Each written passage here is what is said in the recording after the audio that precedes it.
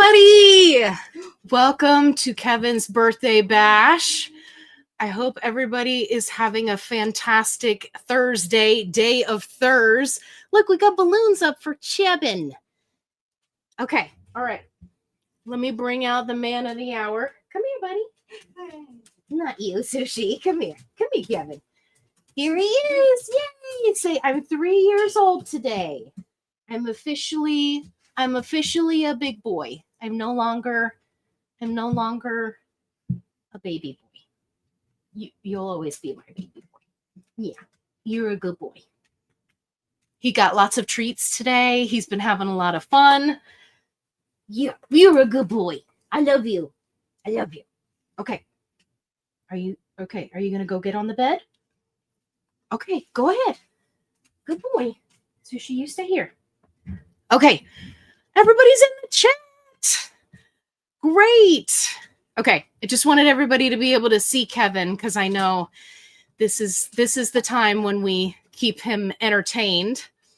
So we've got an action-packed night for you tonight. And I've got special guest, right? I mean, it's Kevin's birthday. Of course, he's a special guest. But an even specialerist guest is Christopher and Lorraine from the Downsized. Hey, guys. Howdy, howdy, howdy. Happy birthday, Kevin. Yay! Thank you guys so much for joining. Absolutely. I was looking what? Oh, he came back for an encore. Okay, come here, buddy. Oh, Come here. he heard me. He got Oh, no. excited. Sushi, Oh. thank you. Sushi. Okay, now he changed his mind. Oh. It's okay. Don't force him. It's all right. He's silly. He got excited because he heard you cheering. We'll cheer quietly. Yay! Go, Kevin. Yay. Okay, yeah. I got up this morning and I looked at my calendar and it was like Kevin's birthday. And I was like, what? And I'm supposed to go live today. We're having an awesome day. Okay. Do we know How are when you guys JoJo's doing? birthday? We are doing great. We're good. We're good. We're Prepping for the cruise. get Next ready for week. the cruise. Our That's downsized right. cruise. Yeah. Yes. So tell everybody about your cruise. Well, it's sold out, so you can't come. That's not what I meant. No, we're taking we have a Christopher, you explain it. Absolutely. So we're doing the second annual Downsized to Sea cruise. We're sailing on Royal Caribbean on the Freedom of the Seas out of Miami, Florida, going to Nassau, Bahamas, and the perfect day at Coco Cay. We've got about 85 people coming with us. We leave a week from today. Nice. So we've been putting together swag bags and lanyards and T-shirts, and then we'll be filming some videos and doing meet and greets and going snorkeling and all kinds of fun stuff. So That's everybody awesome. should come. But the ship is sold out. So Well, yeah. it's a lot bigger than a ship than 85 people, though. So it's not a. It's not just us. It's not just us. No. There are others. Gotcha. Yeah. But you guys Someday you guys do this every year, right? You have a downsized cruise. This is the second year so far. Second Yeah. year. So Nice.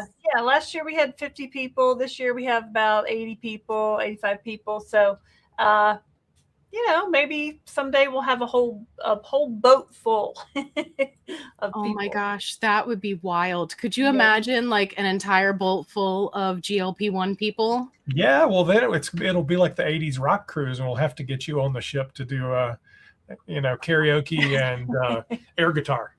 Yes. I would love that. It's awesome. Yeah. It's too funny. Okay. All right. Well, I've just been flipping through the comments here. Thank you, JC. Yeah. So I was sick last week, so I was out of commission. Oh, no. And if I start hacking up a lung, just know that I'm okay. But I have like coughing fits. So bronchitis is a serious deal, and it will absolutely put you down. So Well, anyway, you don't want to get pneumonia. right. Oh, girl, don't go there. Right. Yeah. That's what the doctor said. He was like, hey, No, seriously. walking pneumonia. And then he was telling me about galloping pneumonia. I was like, who is naming this stuff? You're walking, then you're on the back of Galloping. a horse. What's happening? I don't know. Yeah. Yeah. Those are people who play, who do the hobby horse thing, the Nice. stick thing, or Quidditch, maybe. Yeah. Yes. I used to have one of those hobby horses. It was like when I was a kid, it was the little unicorn one with the glittery hair. Those were the good old days.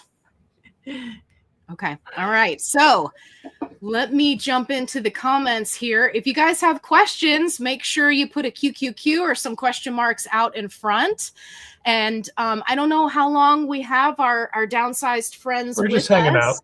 Yeah. So make sure if you have questions for them that you get them in. So going through, Linda says, happy birthday, Kevin. Okay. Coop. Hi, Allie. Love your content. Thank you. The name of the comedian that was on the tip of your tongue in a recent video was Ron White. Yes. Tater salad. Absolutely. They call me Tater Salad. Well, wasn't he one of the voices on the Cars movies too? Wasn't he? Yes, I think so. Yeah, I think a couple of them were actually. They did Comedians, the voices of the I think Cars. so. Yeah. You may remain silent. You just have that ability. That's right. Thank you. Yeah, I'm always making reference to stuff. Coop, I love that you remembered that from 2 weeks ago. You're phenomenal. Thank you. Allie, she was talking to me. Yes, she was. And you are both looking beautiful tonight. It's the hair. It is. Christopher had a full head of hair before he started the GLP1 medication. No, don't say that. That's terrible. It's my favorite joke. No. I've been seeing so many people panicking in the support groups lately about hair loss, and I'm like, it hurts me to my core. Like I get it. So yeah. Hey, Grant. That's just one of those things. Yeah, I mean, here. It does. Anytime you lose weight too rapidly, you can start to lose hair, and on any diet, right? So that's why people need to really know you don't want to lose more than 1 to 2 pounds a week, because things like hair falling out can happen. Right. Yeah. Hey, Amelia. Yeah. Last week, I didn't have a live because I was sick. If I had a live, it would have just been you guys watching me watching Netflix with Kevin laid up in the bed. Who's that guy? Oh, it's Tony from the La Vida Cruiser Loco. La Vida Loco. Doesn't he have a channel where he just puts together Legos? Yeah, he does. He just puts. There's a whole subgenre of YouTube that's Lego YouTube.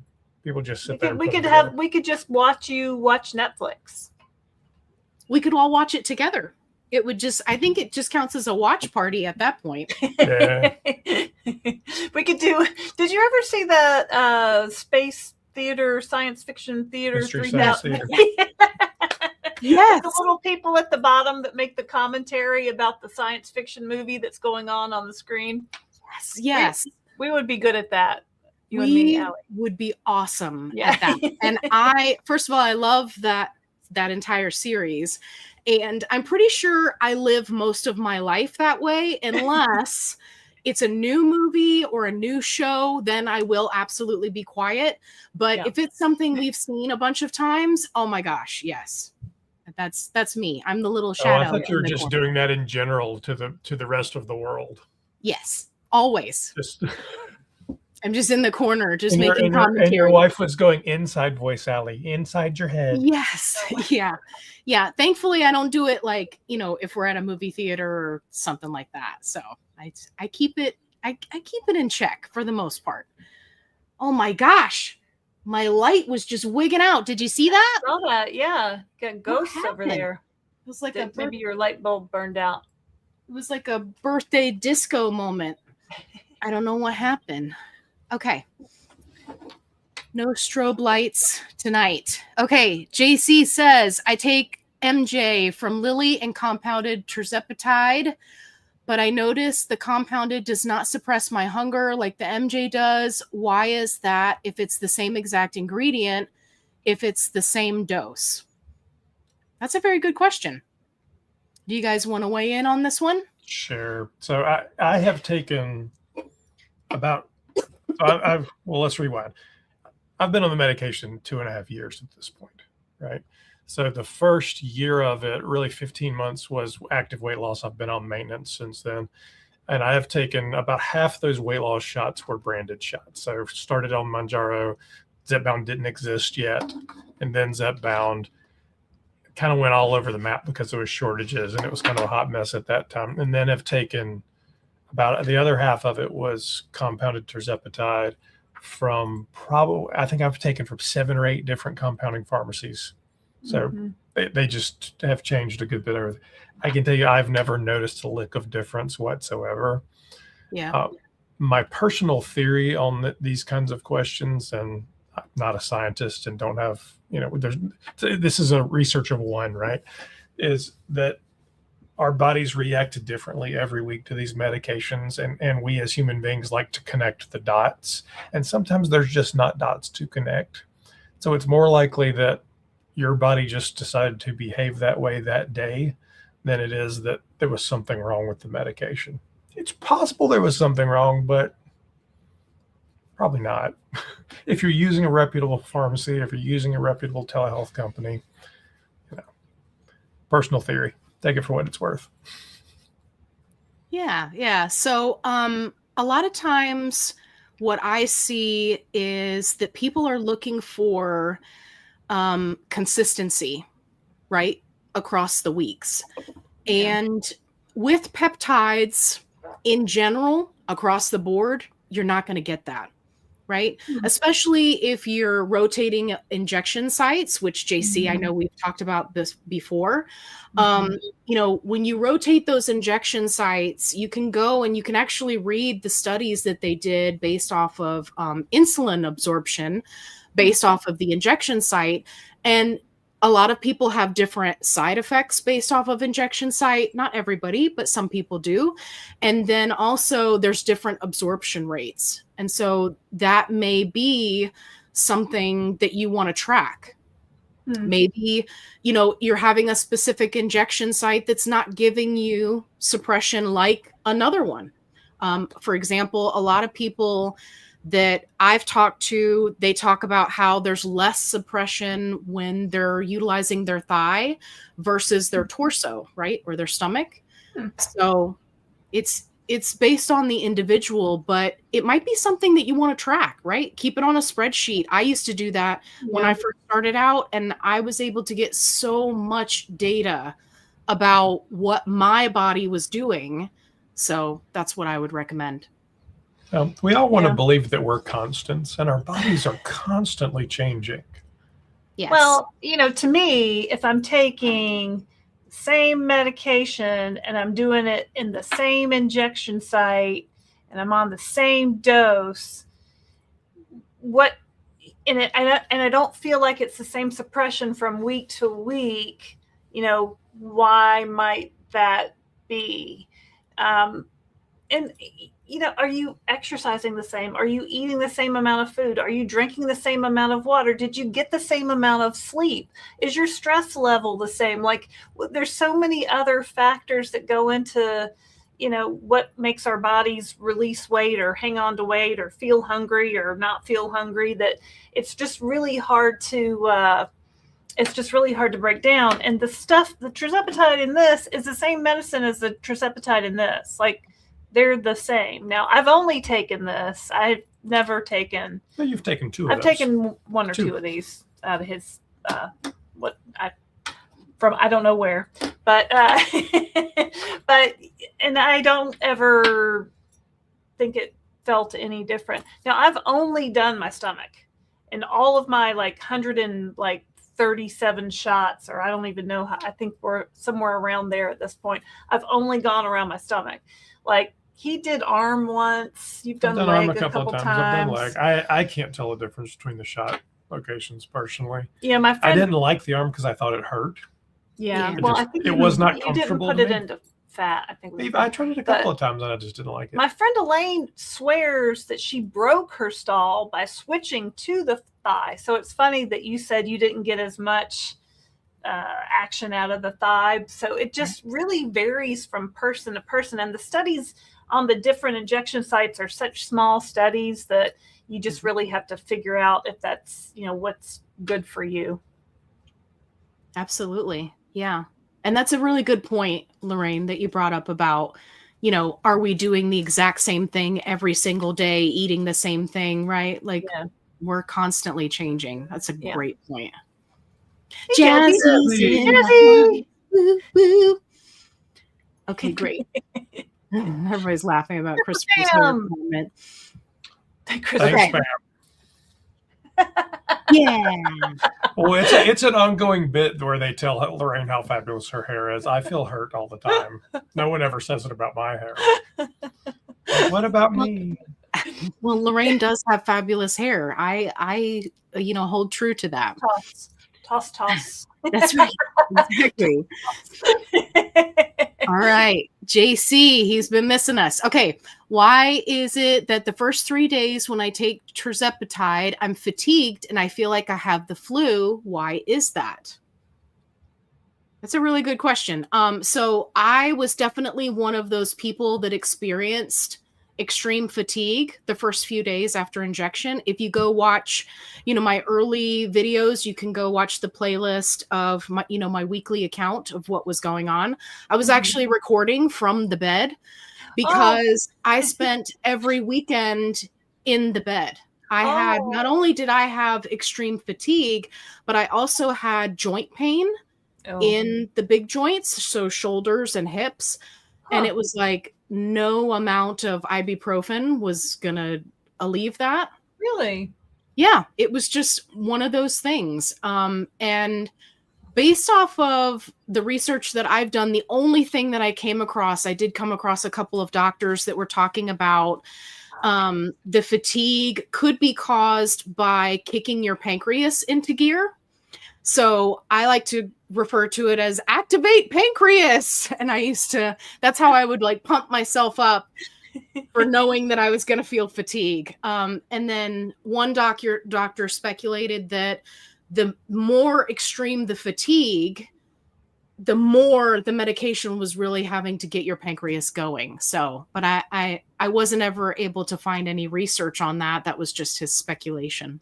Yeah. But the first 3 days isn't a surprise. I mean, that's going to always be the time when the medicine's the strongest. Because you're looking at tirzepatide with a 5-day half-life. So by the 5th day, it's going to almost cut itself in half the first few. And it kind of does these peaks and valleys, right, as you take your shots. And it builds over the course of 28 days. So you're naturally, whatever your side effect is going to be in that early time. Yeah, I had a lot of fatigue in the beginning.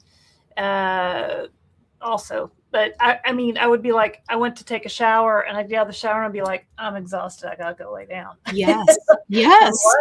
And there was nothing to do for it except for rest. Now I have heard a lot of talk about people saying, are you drinking enough water? Add some electrolytes to your water. Everybody take a drink of water now. Yes. So, if you're dehydrated, that could go toward the fatigue, but sometimes there's nothing to do but just lay down if you can. Right. Yeah, it's just one of those things. Yeah. So, side note, since we're talking about hydration, what are you guys drinking tonight? I have a Diet Cherry Coke and water. Diet Cherry Coke. Excellent. Yeah, that's water. Awesome. I am drinking fruit roll-up. What?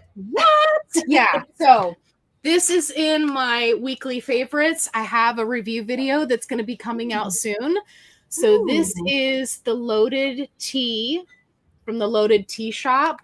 And you guys, a little THC going on there? Do what? A little THC going on there? No, not that kind of loaded. Oh, no. So it's got 0 calories, 0 carbs, 0 artificial color, and 0 sugar. But what it does have is natural caffeine and some awesome flavors. Now, for anybody who's been on my channel for any length of time, you know, I am horrible at meeting my water goal. It is one of the areas I have always struggled my whole life, not just in a GLP-1 world. But with these, you guys, I am surpassing my water goal. These flavors are phenomenal. And I was actually, that was like the main thing that I remembered when I first started to get sick, because then nothing tasted right. So I was like, okay, I have to stop, because I was doing a new flavor every day. Mm-hmm. And I remembered that first day that I woke up and I was sick, I was like, I'm not going to be able to drink a loaded tea today because I can't taste it. But these are phenomenal. So like I said, today I'm doing fruit roll up, which is a 10 out of 10. The last live I did, I think I was doing the flavors called frog spit. Delicious. Sounds lovely. Right? Yeah. They're out of Louisiana. So I think we had a conversation about that. Yeah. So yeah, but the flavors are phenomenal. So I've got it linked down in the description box with a coupon code if you guys are interested in trying it. And like I said, I bought all the flavors. They have like 80 flavors. I bought every single flavor and I'm going to be reviewing it. So make sure you stick around for that. Well, you know, and that gives you like a reason to drink water, right? Because now you have to try all the flavors. So that's a good little incentive for yourself to drink water. It's Brilliant. Perfect. And one thing that I'm really excited about is, so they come in these little individual packets for the flavors, but you can actually get like 4 drinks out of one packet because they give you so much powder. Yeah. It's like those element packets, like you take a whole one and you want to die. Exactly. Yes. Only without all the salt. Yeah. So like this flavor is called Bob Marley. They've just got like all these really fun flavors. There's not THC in this? No, there's not. You need to read the back of that. Should Kevin read that? I mean, it just said loaded, and then it is Bob Marley. Yeah, I'm just saying. I see kind of a trend there, but anyway, I'm sure it's fine. Yeah, I'm sure it's too funny. Yeah. Jude said, "Look who's here for Kevin's birthday." That's right. Jude. Okay. Jolie says, "I have a question for the Downsized." All right, Lorraine. I'm on Zepbound 10 milligram. I cannot see how 10 milligram is a maintenance dose as I can barely eat on 10. It's hard to believe you get hungry on it at all. Well, Jolie, I think she's saying that because she probably knows that I'm on 10 milligrams of compounded tirzepatide currently, and she's wondering, how can that be my maintenance dose if she can barely eat on it? And that therein kind of lies the point, is that my maintenance dose is not going to be the same as Christopher's or Allie's or Jolie's, right? You have to find the dose that works for you. So if you're on 10 milligrams for maintenance and you can barely eat, go down in dose. Like drop down to 7.5 or whatever your next step down is, right? Because I want to be hungry for breakfast, for lunch, for dinner. I want to get those hunger cues so that I remember to eat. I don't want to eliminate my hunger forever, right? We always thought hunger was the bad guy back before GLP-1s. We didn't want to be hungry. I would eat anything to avoid being hungry, right? And now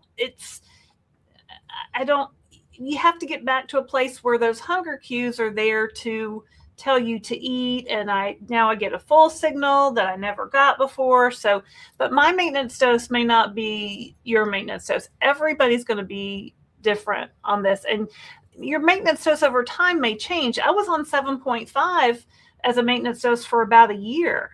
And then I was like, you know what? I don't think this is hitting the same as it was. And maybe I changed, maybe, it was something in me, but I did go up to 10 and I've been on 10 now for a couple months and it's better. So, things are going to change over time and it's okay to, figure it out. You need to be the expert on you.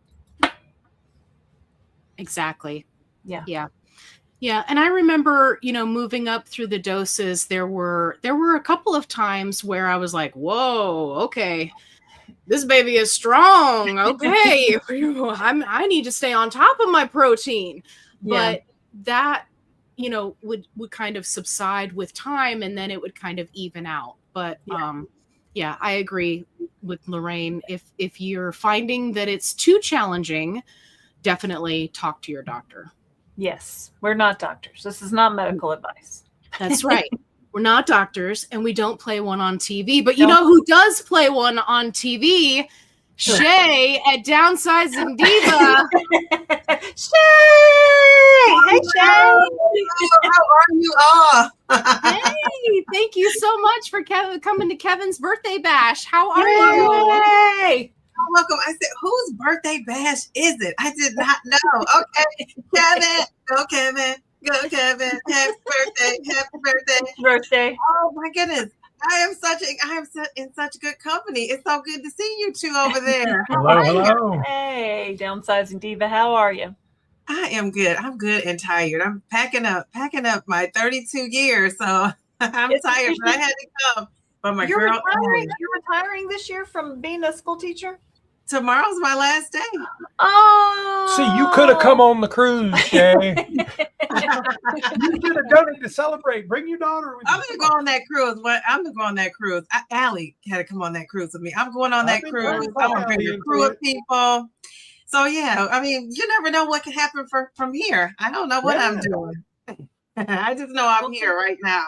Congratulations on 32 years of teaching. God bless America. What grades were you teaching for 32 years? Well, that's a great question. I've always been the third grade teacher of record, but I taught 3, 4, 5. Can you believe that? It was a 3, 4, 5 split. That was interesting. And then they realized that wasn't the way to go. So then I taught a 2, 3 split. And then they realized that wasn't the way to go. So now I'm just teaching, maybe for the last 15 to 18 years, I've been just teaching third graders. Yeah. So you were doing a 3, 4, 5 split. So you had babies and like kids with knives. Well, a couple of those 4th, 5th graders that you were a little afraid of. They didn't bring it. Well, third grade is so hard because third grade's the year, right, Shay, where they have to like read for information. Like they're supposed to know how to read, and then sometimes they get there and maybe it's a struggle, right? At least it was my youngest child. Yes, and I live in Ohio, and a lot of the little ones were coming up unable to read, so they passed this law. And I don't know how I feel about the law, but I do believe all kids should be reading by third grade. But actually, they should be reading before they get there because the kids were coming, a lot of them not able to read. They passed this law, and so we've been plugging away, and a lot of the little ones are showing growth now. By the time you're in third, it's funny because they'll say like, oh, they have phonics now. Well, we're reading paragraphs and writing, essays. What do you mean they get to phonics now? Right. Like they need to be, interpreting the information. So, I just give a shout out to all the teachers, anybody working in a public realm. It's just like all of us on YouTube, right? It's just it's not quite the same. No. But we appreciate it, shit. Yeah, but I mean it's tough, when you're working with the public, and people love you today. I always say this, people love you today, and then you say one thing and you're out of there. And that's the same with teaching. The parents love you one day, you do something, you say something, and then it's like they don't love you anymore. So I tell the new teachers out there, just lead with your heart. You cannot go wrong if you do that, because I always say, I have this message on my email, and it says, you can pay someone to teach, but you can't pay someone to care. And I say that, I have a 9-year-old that's going, up through the school years. And, I want teachers in there that really care. If you can find somebody that really cares about the kids, you're in business, right? And so, so that's what I'm hoping that my daughter has. And that's what I hope I've been all these years. So I'm excited. My parents and the staff, they just sent me out with a bang. So I'm excited. Awesome. That's great. Congratulations. Yes. That's awesome. Okay. All right. Let me jump back into the comments here. Now that we got a full crew, this should just be labeled the awesomeness crew. Okay. So JC says, I heard Lily is trying to make Reta a biologic. Does that mean compound will never be available? Maybe. Yeah. I mean, that's the theory is actually we did a whole news report on it, and essentially if they can get what happened was the FDA said it was not a biologic, and Lily appealed it to the court, and the court said, Lily, FDA, it seems like you made an arbitrary decision. You're going to have to go back. We're going to have to take a look at it. So the courts are taking a look at it, and it's really about how many pieces are in the amino acid of it, which is terribly complicated science that I don't really understand. But if it goes that way, then it would not be allowed to be compounded. Yeah, they want it to be a biologic because then it can't legally any possible way be compounded, and it would extend the patents out about 5 or 6 years, I think, as well. Yeah. So they'd make a whole lot more money. But you know what, people who are gonna want to get it illegally are gonna get it illegally. So I mean, not that compounding is illegal. I'm talking like, people, retatrutide is not FDA approved, and there's no compounding version now, but people are trying it through the gray market. So we don't really want to talk about that, but that's kind of what we see. Yeah, I think it'll be interesting to see what route they take if they can't get it as a biologic. Yeah. I'm curious to see where they're going to launch it. Right? Like in what kind of insurance tier is it going to be in? Because we hear a lot of people talking about it being an escalation drug. So, people Dave Ricks has been very clear about it in his statements. He has said it will be their top tier drug, that it will be for people with probably the BMI of 40 plus with multiple comorbidities. They're not going to launch it as a general tirzepatide competitor. It's going to be something to go up. Yeah. Yeah, it'll definitely be the top price. It'll be, who knows how much it'll be, but if the list price of Zepbound came out at, what did it come out at, $1,200, $1,300 before insurance? I mean, you could expect that at least or more for retatrutide. I would guess probably more. Probably a lot more. So listening to you guys, I'm kind of nervous here because I thought I would be somebody who, can benefit from retatrutide. Now, mind you, I'm on 12.5 milligrams. I still have 60 to 70 pounds to go. I think I'll be moving up to 15 here soon. And I thought this 15 is going to take me out in my retirement years. And then I thought, okay, then I started hearing maybe you have to have a BMI of 40 and above. Well, I won't make that cut. Well, I think the other path then will be the path that you're on, though, because you have a doctor, you have a medical history, and if you have worked through the drugs and there's an escalation, there's a reason for your doctor to say you need it. I think there's a way to get into it. I don't think people on the street are going to walk in with a 27 BMI and go, I need me some retatrutide. I don't see it happening. Because really the way Lily and Ricks has talked about it, I mean, you can go out and watch the videos. It's essentially they're looking at it like they're managing a car portfolio. Retatrutide is the Corvette. Not everybody can afford or needs a Corvette. Tirzepatide is a Chevy truck. They're going to sell the crap out of Chevy trucks all day long, and they will get you where you need to go, and they are reliable as hell. Foundayo is a little Chevy, sedan. It's okay. It'll get you there. Are you really happy with it? No, probably reliable. Yeah. It'll still get you there, though. Well, and people need to understand that, retatrutide, like he was saying, retatrutide is not for those last 5 pounds. There was a lady in my exercise class at the gym the other day, and she came up to me. She goes, I keep hearing about retatrutide because she's on a GLP1, but she hasn't told her family or friends or anybody. So I'm like the only one she can discuss things with, right?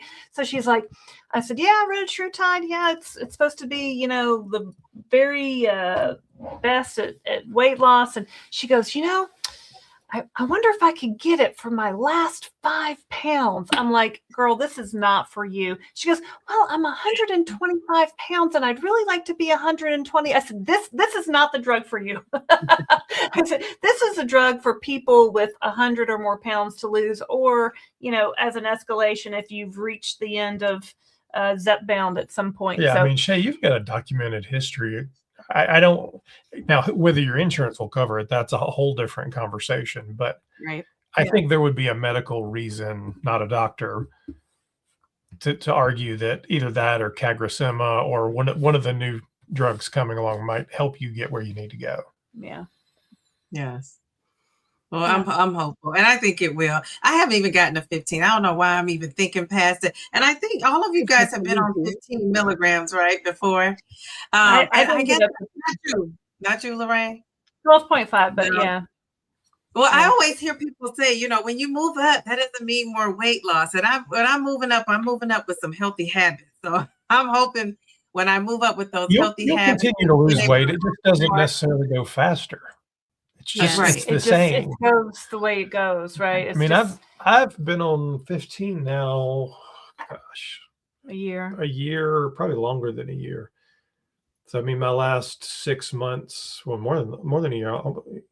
My last 6 months of weight loss were on 15, and I kept losing, and now I've been on 15 in maintenance, which I felt really great when the Lilly research came out and said, "Hey, that's what you should do." Stay on the top. People are giving me Stay on shit the top. every day about staying on 15.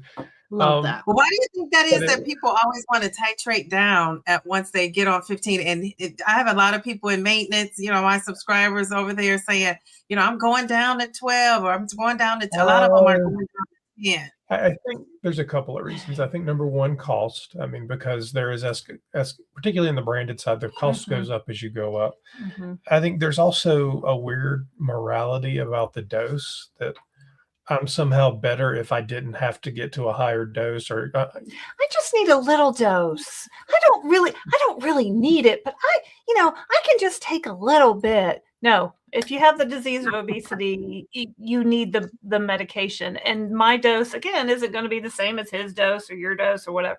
So and it doesn't matter. people don't understand. They don't understand that. And I came down in dose when I hit my goal weight because I was losing weight, and I was like, I'm done. I want to stop now. So I came down. I was still losing about a pound a month. I came down again. I was still losing weight. So I had to kind of find a stopping point because I had gone up so quickly. I think too quickly, a month at each of the first 3 doses, because that's what I thought you were supposed to do back in fall of 2023. So I just kind of wanted to see where I could fall. Could I save some money? All those kind of things. And now I think the fear that we have is, what if it stops working at some point? What if, he's on the top dose? What if 2 years from now, we don't know, right?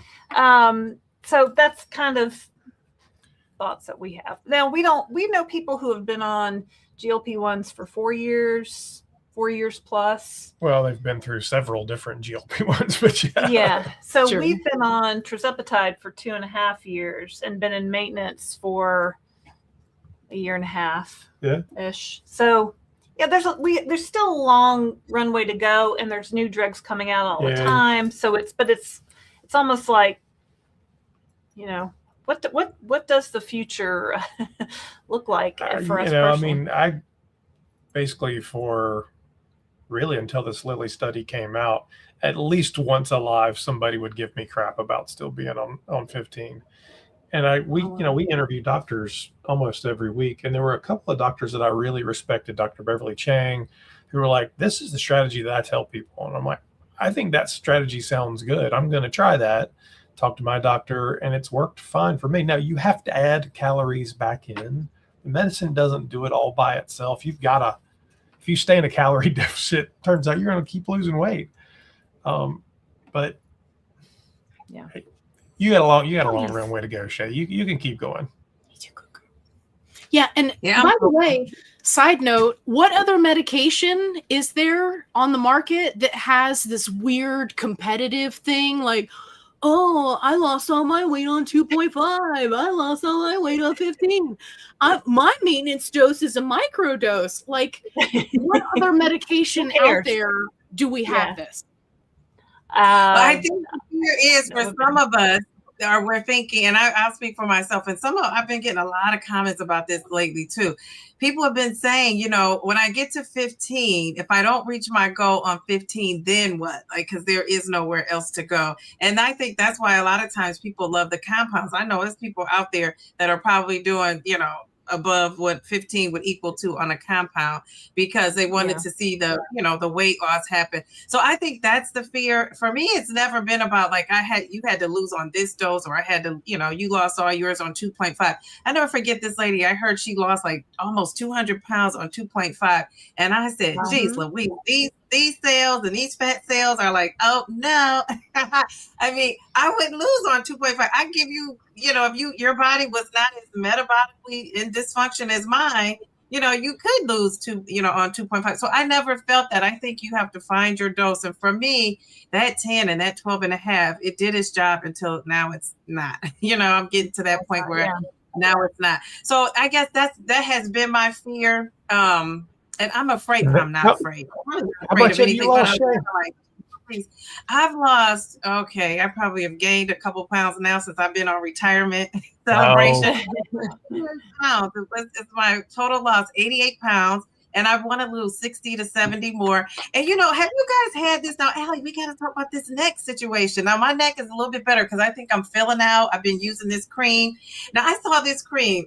I got a recommendation for this cream. Now, I couldn't remember what Allie and I talked about. So I'm like, Google, Schmoogle, get this cream. And I'm like, this cream is rated the top and it's like $17. I said, I'm going to order like 15 bottles.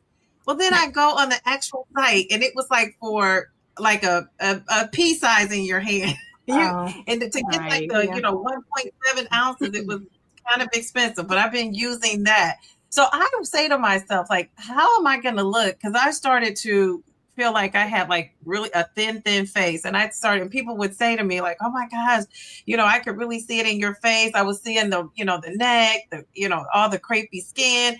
And I thought, I don't want this, I want the rest of the body to go, but I don't want to mess with the face. I don't know. I'm a little nervous about that.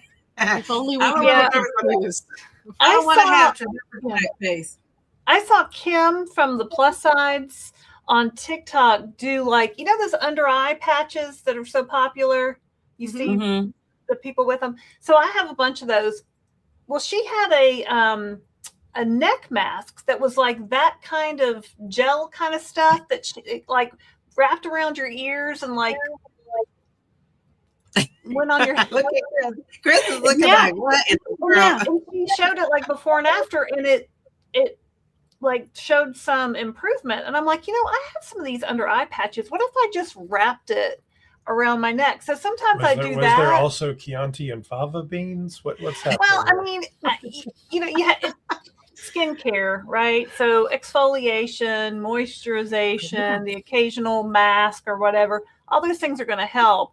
I don't know anything that's really going to, I'm 57, like, unless I get some surgical intervention, like it's not going to really reverse or anything. So, I mean, but I did see that on TikTok. It's probably on TikTok Shop. I don't know the name of it, but it was some kind of neck mask. If you go on Kim from the Plus Sides, it looks like the plus side with a Z at the end. Anyway, that's all. That's all I know. You're just using those AI thumbnails that make you look like Beyonce too. So I am loving Shay's thumbnails. Loving them. Those are my glamour shots. Not for nothing. I love those glamour shots. Listen, I have to do a double take. I'm sitting in a meeting at work and I'm like scrolling through and I'm like, whoa, check out that hottie. Who is that? Oh my God, it's a new video. And then I click on it. So yeah, I'm loving your thumbnails. They look fantastic. That is too funny. Yeah. So, I don't really want to be all about looks and stuff, but I think when you get to be 50, I don't really want to slow down the aging process, but I want to have the least amount of wrinkles as I can get. So I've been getting my sleep. I say to myself, I'm over there on my channel, staying hydrated and minding my business. And that's going to keep me looking as young as I can look and feeling as good as I can feel. So, you know, let me tell you, first of all, Lorraine, your arms are like giving me Angela Bassett vibes. Look at those arms. What are you doing over there? And then Chris, and I forgot that you look good too. I mean, you guys are looking good. And then Allie, wait a minute, the background, the pink, the shirt. And then wait a minute, I saw your thumbnail and I said, does she have on a crop top? I mean, come on now. Looking good. Did you see the thumbnail for the booty shot video? I saw that. Yeah. That one was funny. I was like, oh my gosh. Like, oh my. I gotta put a big smiley face on this. I love it. I love it. You got to get creative here on YouTube. You know, I'm figuring that out. And I love seeing the videos. A lot of the videos are kind of like, has that cartoon kind of thing. I don't know if that's Chat GTP or whatever it is, but yeah, some interesting thumbnails, some creativity. I love a good creative thought with these thumbnails. I say be creative. Chat GPT for sure. Yeah. No, you know, muscle is important. It's, you know, we talk about muscle, we talk about protein. I've been trying to do some more weights I do classes at the gym near our house. So I do a lot of classes that incorporate, you know, hand weights into those. So, you know, it all kind of adds up. I was trying to do a pull-up. I was on a quest to be able to do one pull-up, and I could only get so far. And then I was like, you know what? I really have to like go in the weight room and do weight stuff if I want to get the rest of the way. And I kind of put it on hold for a while, but I might go back to it. Ooh, I love that. I need to get into challenging myself to lift heavier weights. So, because you know, I work out to this program and I'm so used to it. And I feel like I thought 10 was hard, but now 10 is getting easy. So I need to lift some heavier weights. So that's my challenge. I don't know if I'm going to get a trainer for a couple months, just to kind of, so I'll know what to do or not. I'm not sure, but I know I need to do something. I got to get those Lorraine, Angela Bassett arms. And I remember seeing Angela Bassett on that when she won like a Emmy or an Oscar or something. And I remember, or maybe it was Viola Davis had these shoulders. She's another one, yeah. Before I lost weight, like my shoulders used to go like a slope. Like my purse would fall off my shoulder. Like they just were kind of just sloped. But now that I've lost weight, like you can see my collarbones and stuff. and even my girls are like, Mom, you're so bony up there now. And I'm like, yeah, it's weird. And I can wear my purse on my shoulder and it doesn't fall off. And I'm like, all right, non-scale victory, I guess. That is. Yeah, but it's I never wore sleeveless anything until about what, five years ago, maybe. Something like that. And then I just got to the point where I'm just like, screw it, it's hot here in North Carolina, I'm wearing sleeveless. But I was always so self-conscious of my arms because my mom was also self-conscious of her arms. So, you know, what 12-year-old thinks about their triceps? And no one. So, you know, it's a lot I got to get over. I may never get over all of it, but it seems unlikely. Little by little. It's worth a shot, though. It's worth a shot. Yeah. Okay, cool. All right. Well, I wanted to highlight one of the comments that we had here because I feel like we've all been here. So, Jude, first and foremost, thank you so much for sharing. Jude said, I'm having what I call a bad eating day. I still don't come close to what I used to eat, but I've been munching all day. It just doesn't feel good, but it will pass. Is tomorrow your shot day? That's what I would ask. That's the first question. Yeah. Because I always eat more the day before shot day. Like that last day of the week, yeah, I definitely can. That's today. Today is and I've kind of been munching around the house, like looking through the pantry, like I'm hungry for dinner. When are we going to eat dinner? I want dinner right now. I thought there was a squirrel in the pantry earlier. It was just Lorraine. Well, It's just Lorraine. yeah, and it takes me back to my old Weight Watchers days when I used to have to count the points of everything. So I would try to figure out what could I eat for the least amount of points, like, and could I delay eating something, like, oh, maybe I'll just fix a big cup of water with a packet of flavor in it, maybe I'll make some tea, maybe I'll make a small bag of popcorn, maybe I'll, so I have all these little delay tricks that worked somewhat in the past when that food noise was telling me to eat all the time. So sometimes when I hear that it's not coming back like that, but at the end of the week, I am looking for snacks I'm not looking for on day 1, 2, or 3 of my shot. So you just kind of have to be aware of that and just kind of give yourself some grace. Also, it's okay to eat at different calorie levels through the week, right? And I think it's even helpful to some days have higher calorie days, especially if you're in a plateau. Like a lot of people are like, I can't lose any more weight. I said, you probably need to eat more calories for a couple days. And, it's my eat a cheeseburger theory.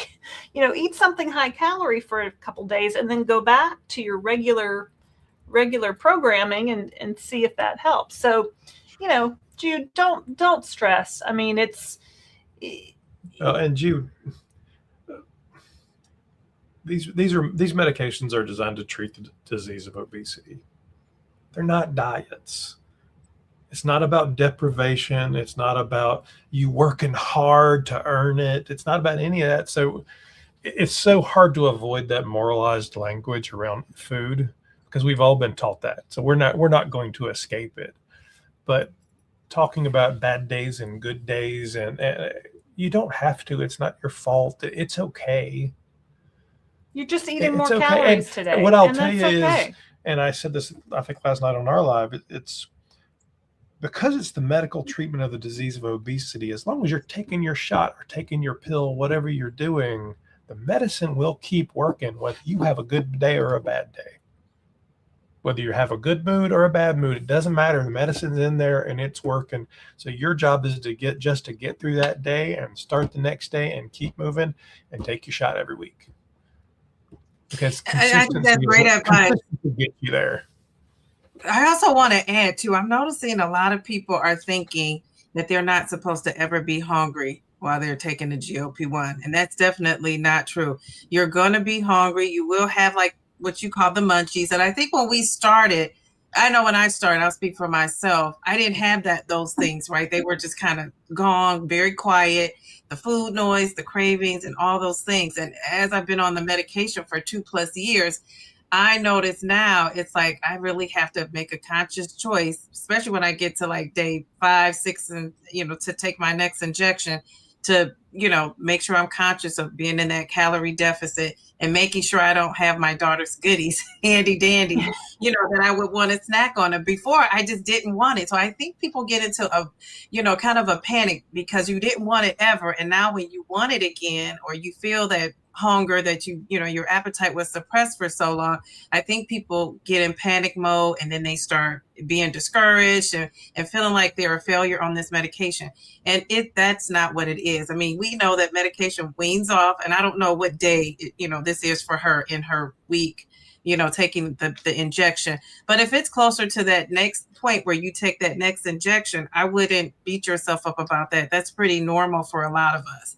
And I would just say, allow yourself to, feel whatever you're feeling with those munchies and get some things to munch on that are high protein. I think that helps me when I'm, wanting something to snack on, and I can either choose my daughter's Doritos, or I could choose like that boiled egg, or, cut up some, whatever chicken bites protein or something bar, like that I could go for. A protein bar, take that protein shake. I do that, as well.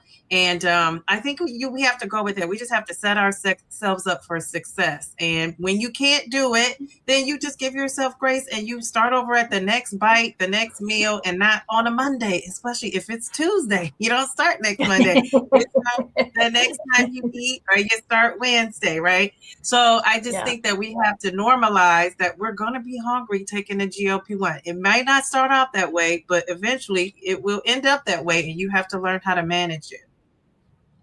Yeah. How many times we said we'll start that diet on Monday? I could have retired on money made from saying that to myself.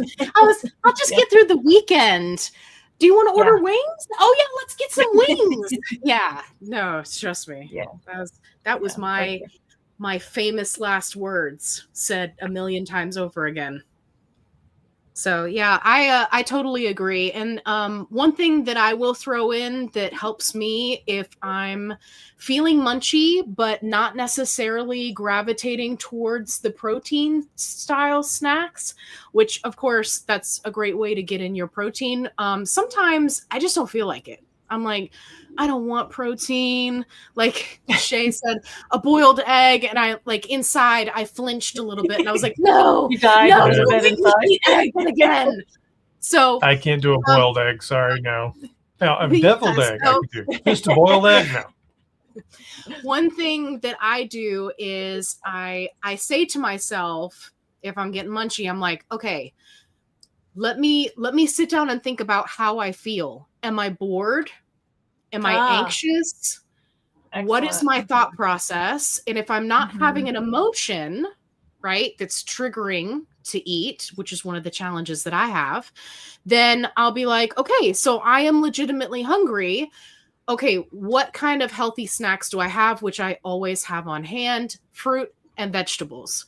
I keep them pre-prepped in the fridge, cut up with dip, protein dips, whatever makes me happy that week. And that keeps me on track. So don't be afraid if you're feeling hungry to reach for something that's a low calorie, high volume option. I used to make videos when I first started out and I was like, you know what? I couldn't stop eating today. And I was like, every time I get like this, I'm opening up a can of green beans. There was one day that I ate 4 cans of green beans. Oh my God. Because I was having a moment and I was like, if I am legitimately hungry, I'm going to eat this can of green beans. And you can cook them all sorts of different ways. Yeah. I had a Weight Watchers who used to say that all the time. If you're really hungry, you will eat a can of green beans. And we always used to be like, oh, well, I guess I'm not really that hungry because I'm not going to eat a can of green beans. And then you were really hungry. Like your body was craving something. It was needing, something. So green beans, apparently. Green beans, apparently. I am a green bean fanatic. Really so that's just the example that I use. But yeah. No, that's a good example. Sometimes you just have to eat. Right. So you can only, and that's okay. We're supposed to eat. It's hard to figure out, if we've always overate because we've always had this food noise, it's hard to figure out what are we supposed to eat? How many calories am I supposed to eat a day? People ask me that all the time. I don't know. You can calculate it, ask your doctor, but it's kind of just a trial and error kind of process. Yeah, one of the questions that I've been getting a lot on my videos is how many times a day do you eat? So I will pose the question to you guys. How many times a day do you eat? 3. Okay. 3 square meals. Unless it's like the day before shot day, which is today. I think I ate 1, 2, 3, 4, 5 times. What time is it right now? Yeah, I had some coffee with some protein shake. I went to the gym. I got something after the gym that I brought home that shall remain nameless. Then, a couple hours went by and I'm hungry again. So I ate a protein bar. It's just kind of like, I just couldn't kind of get on top of it. And so we got to dinner and dinner time, and I'm like, you got to make this dinner right now because I'm gonna. And we filmed the dinner. And he filmed himself cooking it, and I mean, I ate 2 plates of it. I was hungry. It was like But I typically eat twice a day. Now, he only eats there's a lot of people out there who have been playing games around fasting and all of this stuff. Mhm. I don't believe in any of that stuff. If that works for you, great. That's not at all why I do it. I just don't typically eat breakfast. I never have in my life. I will. I don't dislike breakfast, but I don't think there's any sort of scientific magic around avoiding a meal. So it's typically twice a day for me. But Okay, for cool. you, Allie? Yeah, so I'm a 3 meals a day with the optional snack. Mm-hmm. So if you want to count the protein shake with, in the Profi as breakfast, I'll do that. I'm not a big breakfast eater either. High five, Yeah. Chris. And I've always just kind of been that way, but I do try to start off the day with protein just so I can get to that protein goal.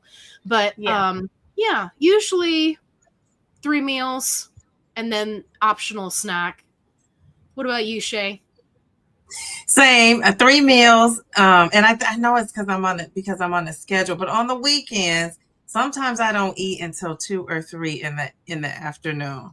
I just get busy, and I say to myself, I'm not going to eat until like 11ish, and then the next thing I know, it is 2, 3.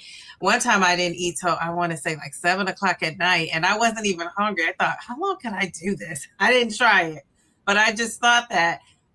Because the medication does just kind of squash your appetite a little bit, but for the most part, 3 times a day, and then I try to get a snack in there to try to get the protein in. And I'm a type 2 diabetic. I was diagnosed as a type 2 diabetic, so I try to follow that. My doctor's telling me to get this in and eat this way and eat that way, and so it has been helpful. And then here I went to see a dietitian. And she told me to, she said that the one thing you're doing wrong is you're not eating enough. Because I had, I took, my little app with what I've been eating. I had things printed out. I was showing her what I was eating. And she was like, you need to eat more. And I was kind of at a standstill. And then when I ate the 1,800 calories, I dropped 2 pounds. So it's like, go figure. Nice. Yeah. I love that. Dietitians, man, they are worth their weight in gold. If you can find a good one that's GLP1 supportive, they can really be fantastic. Especially if you've got the diabetes. Can you be in remission with type 2? Can you be in remission, or if your A1C is at a normal level? I know there's no cure, but do we call it being in remission? Yeah, that's what it is. Yeah. Mm-hmm. Yeah. Okay. Yeah. The medical community, the consensus right now is once a diabetic, always a diabetic. Mm-hmm. There's a lot of people that, that want to push that and say, right, that they can maintain with diet alone. And some people can, which is fantastic, but I'm not 100% sure if that counts the way they think it does, right? So that you'll see people, especially in support groups, that are like, oh, I got off the Mounjaro and the Ozempic and I'm doing good and I'm just doing the diet and I'm okay and my sugars are good, which is great and more power to them. But it's just one of those things where each person is an individual. So I am one of those people where I'm like, yeah, it's in remission, but it didn't cure anything. It's still there. Well, and that's kind of, that's it. We're not type 2 diabetics, but that's how I feel about the disease of obesity, right? Once you have the disease of obesity, you always have it. And a lot of people have started saying, we've heard people saying, my obesity is in remission, which sounds kind of weird, right? But it's a similar thing because I don't have the overweight or, the the pounds anymore, but it's still there. It's still there. You take away my medicine and it's gonna come roaring back just like it has for the last, all of my life. So I don't want to, get away from it. And I think a lot of times it's people want to come off the medication because they think it's better or they're superior or they can do it on their own. If I could have done it on my own, I would have 2 half marathons ago and I wouldn't be sitting here right now. Right. So I know I can't do it on my own. And I've always had the healthy lifestyle. I've always been on Weight Watchers and I just couldn't control my brain that told me to eat all the time. So anyway, similar disease of obesity, maybe to type 2 diabetes, in the fact that it never goes away. It's not cured. Yeah. I like with the disease of obesity part, I like when people say it's controlled. Just like when the diabetics say my blood sugars are controlled. So it's not necessarily remission. It's just under control. Right. And I like the illusion of thinking that I am in control. I love that. That's fantastic. The illusion of Find me up. Yes. As long as I have my medication, I can be in control of my eating. Like really, that's what it comes down to. You take this away and my brain is now in control of my eating. So, yeah. All right. Okay. So Barbara says, what is the next step if you're on 15 milligrams and have more weight to lose? Well, today the next step is take your shot. You can continue to lose weight on 15 milligrams for a long time. If at some point you hit a theoretical limit, there's things you can add. So I would find a real obesity specialist, and there are people who have had success with metformin. There are people who hate it. There's other things you can do. There's lifestyle things you can do, and there's new medications that are on the horizon. So Cagrosema will be out for sure this year. Retatrutide will be out the following year, and there's another. Actually, I've got a video I'm working on. There's another 15 drugs that will, in all likelihood, be out in the next 6 or 7 years. So different pathways, amylins, glucagons, all kinds of stuff going. So we really have to manage to today and do the best we can right now and not panic about what happens if. Yeah. Because there will be more options tomorrow. There will be cheaper medications. There will be smarter doctors because they'll actually have training. There'll be all kinds of stuff coming. Well, and that's kind of like, I mean, this is not our channel, so I can talk about maybe our children a little bit. But our youngest daughter, she's downstairs. Our youngest daughter is not here. Oh no, the other one is here.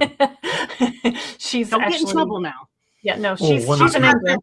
Talk about your friend, but we know it's your daughter. Yeah. So she lost a substantial amount of weight on Zepbound, and now she's kind of leveled off. So for the last maybe 8 months, she has not lost any more weight, and she probably, to get to a not overweight range, probably to a healthier BMI, she would need to lose probably another 30-ish pounds. Mm-hmm. So she's very happy where she is, and she's still taking her shot every week. She would like, of course, to finally get to that healthy weight range, but it's just kind of not happening. And I guess she's been on the medication now for a year and a half. Yep. And so, but she says, Dad, I lost 140 pounds. And every day I lost 140 pounds is a good day. Right. So but is she still doing exactly all the things? Because this is what another thing I wonder about, what causes somebody to have a plateau for that many months? And not saying that she's not, but I just wonder, because the same thing has happened to me at points. And I think people just assume, like, oh, you're not doing all the things. You're not doing, you might be doing 7 out of the 8. You might be doing 5 out of the 6. Yeah. But a lot of times you are doing, nothing has changed, and it just. I think the phrase "all the things" is an illusion, So can we help ourselves? Absolutely, we can help ourselves. And we Yeah. should be trying to help ourselves. But I think for most, if not all people, it's the medication that is Doing the heavy enabling this lifting. to happen. Yeah. And all the things Makes you feel is good. just an illusion of control. I like So exercising. yeah, if because you're it eating makes me 16 feel good. cupcakes, you're It's not doing all the things. But Yeah, I mean, if you really got into the nitty gritty of it, but I don't think she was doing all the things at any point through the whole thing, right? So 140 pounds. Okay. yeah, I think Well, it so was there's just that, all- right? maybe she's gone as far as she can, just taking the shot. I You know, or and you talk to maybe people all the To time. get to the very end, you have to maybe do a little extra. I don't know, or maybe she just needs the next medication that comes out. Or the It's- next available higher dose, right? We're also limited by the dosing options that we have currently. That could Yeah. also be it. Just like, it doesn't matter if you're at 2.5 and you lose all your weight, or if you get up to Right. 15 and you don't meet your goal. It just Right. means that maybe you haven't reached that sweet spot to be able to, get to that next step. And Yeah. one thing that I will say is, when we started out with GLP-1s, we had one little guy, and that's all we had. And then we had an even bigger guy who came over and put the little guy out of the way, right? And then, this is for all the third graders, we had the even bigger guy that came along and pushed the other guy, right? So there's always something bigger and better coming along. And yes, this is a functional hair clip.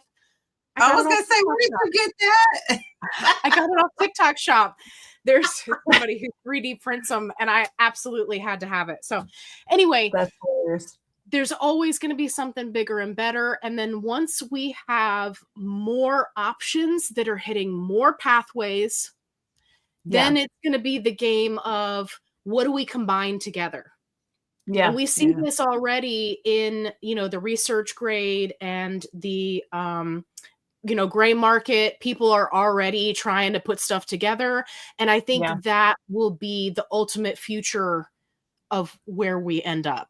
It's going to be customized medication, customized dosing, and customized combinations to get you to your goal. So just remember that even if you reach the highest dose of whatever medication you're on and you don't reach your goal, just remember, as long as you are not gaining, if you are maintaining, you are winning. Right. Yes. That is the Absolutely. key. So just want to throw that out there. And thank you for providing me an excuse to work in my giant hair clip. I've been dying for that this whole time. So thank you for that. I love those. I love those so much. Wait, hold all three of them up again. Let's see. Can you hold all okay. up? Yeah, you want them all in one shot? Here, hang on. Yeah. I mean, retatrutide is the big, take an eye out. the big pink one, Sorry, right? Vega. You I got dropped the OG Ozempic, you got the tirzepatide in the green, and then you got the retatrutide that's gonna kick everybody's ass. That's amazing. I love that so much. That is awesome. A great visual. Yeah. I'm a very visual person, so I'm a visual learner. Yeah. I also like things that are, giant and miniature. So of course, when I saw that, I had to get it. I didn't have a choice. I was like, please don't be astronomically expensive because I have to have it. So, okay. I was going to answer Jude's question. Hang on. How old is Kevin? Yeah. So Kevin turned 3 years old today. He's a big boy. He is no longer a baby boy. And Allie, you need to do a video with all of your dogs. Yes. I actually think that.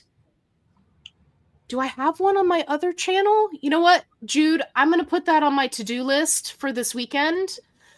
And what I'm going to do is I'm going to do a video of all of the dogs, and I'm going to go through all of their ridiculous nicknames that we call them because it is so much fun. I love that. I'm so sorry. Oh. Okay. All right. Let me scroll through. Okay. JC says, is Foundayo worth it for maintenance? Who wants to take this one? Worth it. Well, I can tell you what the research says. Research says. The research says if you were Kinda. on Ozempic semaglutide and you switch over, yes, it's basically the same thing. So you're going to maintain just fine. You don't really lose or gain anything. So if your insurance covers it or it's a good price for you, absolutely. If you're switching from tirzepatide to Foundayo, you may have some weight gain. And basically what people saw, and they haven't released the full trials yet, but basically it was about a pound a month was possible. It doesn't mean you had to. There were plenty of people in the trials that they did not. So they did not, I think it was maintain was the name of that trial. Yes. But unfortunately, we always default with these medications back to cost, and it's a lot cheaper. So I tell people all the time that if you can't afford what you're doing with tirzepatide, Foundayo is a good option to try. And if it doesn't work for you, that's okay. You can go back to tirzepatide, and if it does, great. I mean, I can tell you, like, our friend Mimi, who's in Australia, who was in the retatrutide trials, went from retatrutide to semaglutide to Ozempic Wegovy, and she has maintained without any problem whatsoever. Now, if you had asked me if that was possible from retatrutide to that, I would have said no way. Well, guess what? It works just fine for her. Worked for her. Yeah. So, yeah. I mean, I would guess I would evaluate what are your cost options. And then you have the convenience of Foundayo too, because once a day, anytime, with or without food, no refrigeration, no shot, I can travel with it. I can, throw it in my bag. I don't have to think about it. I just have to remember to take it every day. So some people say, well, I don't want something that I have to take every day. I'd rather just do the one shot a week. But then how much am I paying? What's my cheapest option? What's my what does my insurance cover? It's all things you have to figure out. But to me, if I'm going to go to Foundayo and gain weight, like I'm just fine with my weekly shot of tirzepatide. Thank you very much. So, yeah, that's my thought on that. Yeah. One of the things that I'm noticing. So sorry. One of the things that I'm noticing in the Foundayo support group is that there are a lot of people that are switching because of cost. And they're switching and they're finding that they're losing some of that inflammation reduction benefit, right? That they previously had with tirzepatide. Huh. And so many of them are disappointed in that aspect. And then they're going back to, Zepbound, tirzepatide. It's a GLP1. It's a single agonist drug. What, the Foundayo? Foundayo. Yeah. It's basically semaglutide in a different format. So you lose the GIP piece of it. So if that's what you're getting benefit from, it's not there. Now, there is a dual agonist in development that Viking has that I think is pretty exciting. And actually, that oral dual... VK2735 or something. I think that's what it is. The oral tirzepatide in development, Viking, we'll see if they can get it out. They're a small company. I think they probably get acquired before they get it out. But the numbers were actually looking better than the injectable for the oral tirzepatide. For the oral dual agonist. I mean, you could try Foundayo for maintenance. If it doesn't work, you could always go back to tirzepatide or Wegovy, whichever one, or semaglutide. I mean, I'll tell you, if the other side of it is not the maintenance conversation. If 3 years ago my doctor had said, "Hey, here's a pill for $149, lose 12% of your body weight. You can lose 12%," I would have said, "Sign me up." Sign me up. I wouldn't have YouTubed it. I wouldn't have researched it. I would have just filled the damn thing and taken the medication. Yeah, and then we have to think about those numbers are averages, right? So that means somebody's losing lower and somebody's way up in the higher, category with those weight losses. So that average of 12% tells me somebody probably doubled that, so you have the potential to do well on it. I mean, I lost 38% on tirzepatide. They only say you can do 18 to 20. So yeah. Your mileage may vary. I like that. That's cute. Okay, we got another question here. What is your opinion on using 15 milligram dose quick pen, but split dosing 2.5 each time for finances? How long is the pen sterile for multiple doses? Quick pen. Well, there's a bunch embedded in there, JC. It is. Well, so there's a couple of considerations. So if you're doing the 15 milligram dose quick pen, if you're getting it through Lilly Direct and you do not repeat buy every 45 days, your price will go up. And it goes up several $100s. So you have to be careful of that. Yeah, right. I think there are some people now getting it through their insurance, so that may not be an issue. You're able to get it the other way. But if you're using Lilly Direct, be careful. If you read the instructions for the quick pen, it specifically says do not do that. Now, that probably is a function of they just want to sell you more meds, but it does specifically say do not do that. I mean, I guess a 15 milligram quick pen, if you're only taking 2.5, that's a long time. That's like 20 weeks worth. Did I calculate that right? Like, Wow. and then is 2.5 going to be enough of a dose for you to maintain? I think well, they're split dosing, so they must be doing 5 a week, or maybe I don't know. 2.5 milligrams each time. Okay, I can see where you would say, "Oh, I'll buy this if it's $499, $449 for the 15 mg dose if I can stretch it out over 3 or 4 months." And then is it good? Is it good for that long? So I don't the know. challenge is the way that pen works. And actually, I filmed a has video one. of doing one. The way this pen works is this is basically a vial on the end, and there's a needle that screws onto the top of it, and the needle actually punctures a hole into the end of it. So when you take this pen, you take your wipe and you clean it off just like you do your vial. You screw your needle on the end. I have a video on the website, and it punctures it. So I don't know that I would honestly feel comfortable with puncturing 20 times, or I mean, really, It's not really. we're not doctors, and there's some limit to it, but yeah, that seems like a lot, and it's a little tiny thing. I don't know. I mean, once you puncture a vial, you're supposed to use it within 28 days. So if you're going with that for 20 weeks, like, can bacteria grow in there as you're puncturing the? I don't know. I don't know how that works. I probably wouldn't be comfortable with it for that long. Honestly, I know some scientists I could ask, but that seems like pushing it a long way. I mean, maybe if you were doing a 5 milligram, 10 milligrams, and you were splitting it, but those are small doses out of a big pen.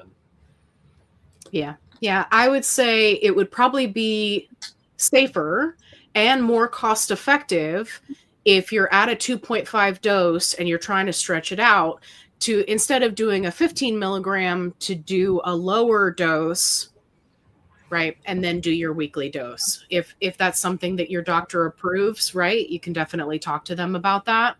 But I think that when we start getting into the conversation of stretching it out so far, right, to save a buck, you're really, it's, kind of playing with fire there. Well, because if you don't use up the vial within 28 days,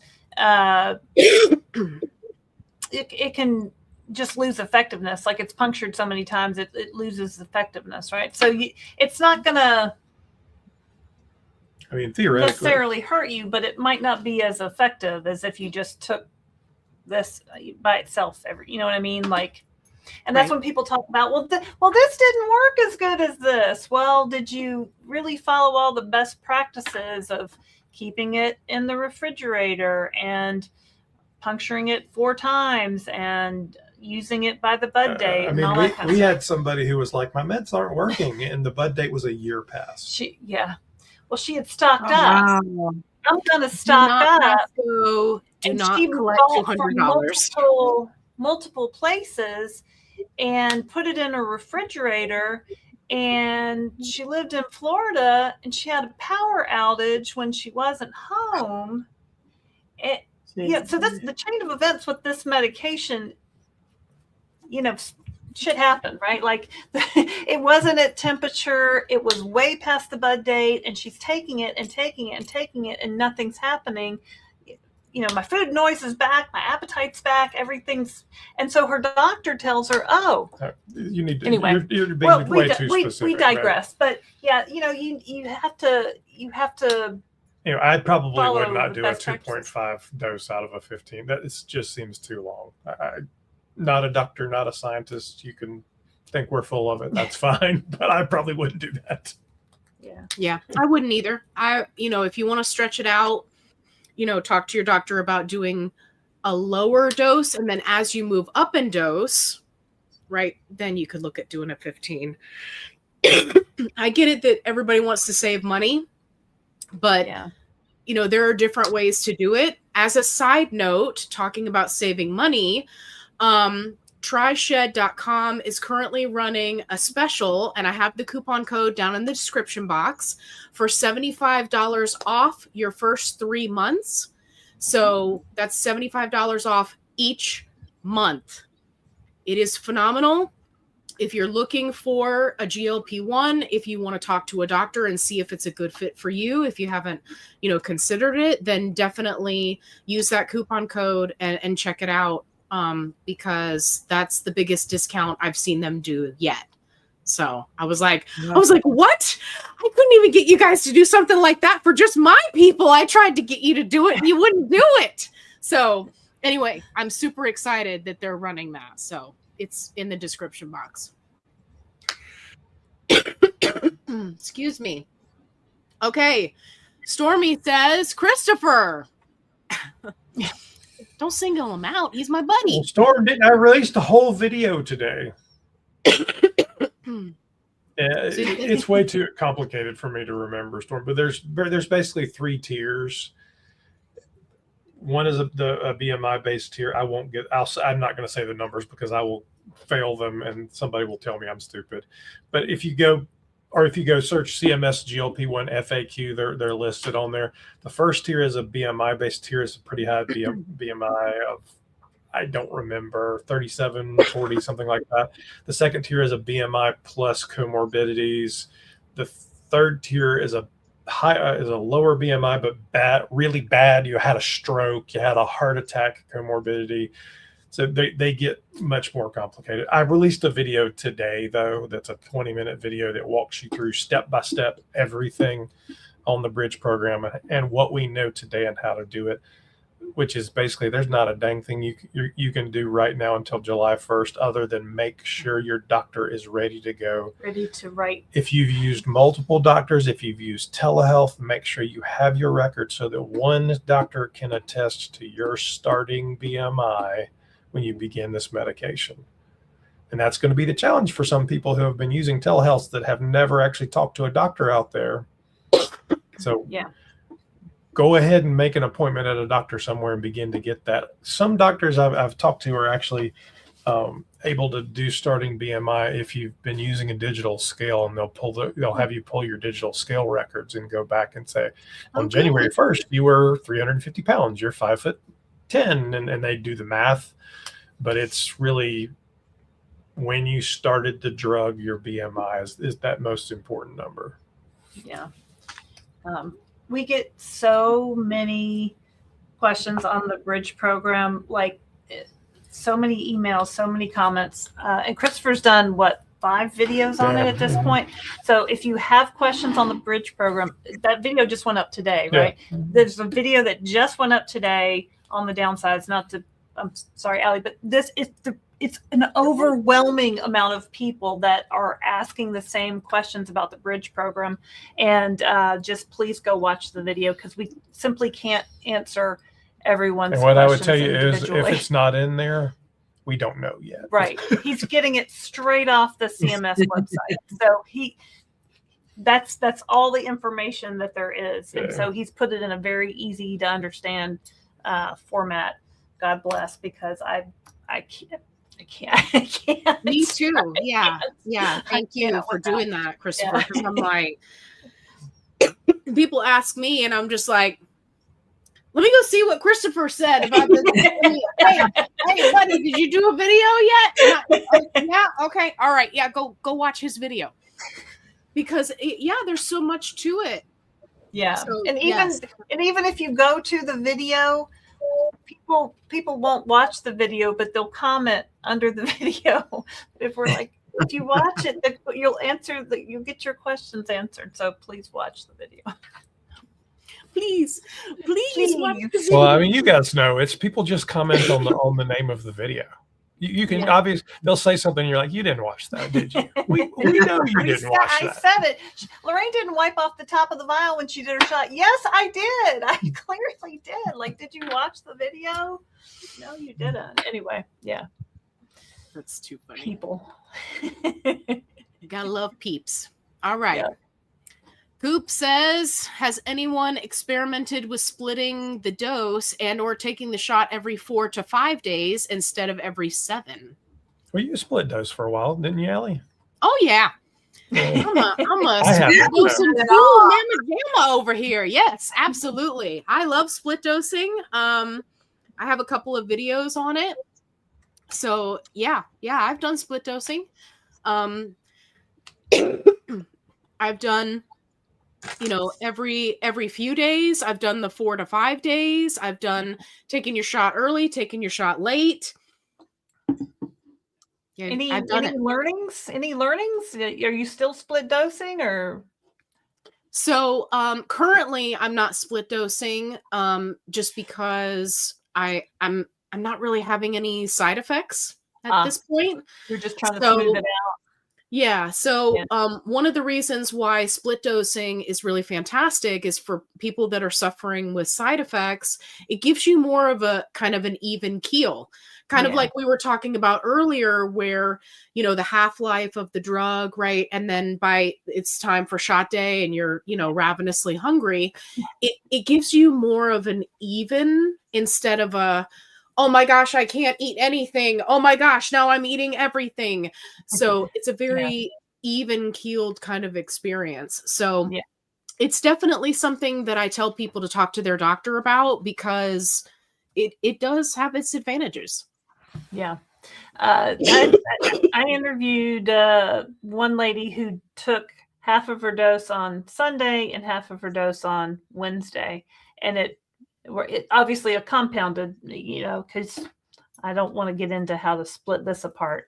I got a video on that too, so don't worry. I don't know nothing about splitting no Zepbound pens, but it really helped with her side effects and stuff. So I do see people doing it. I don't know about every 4 or 5 days. I would think.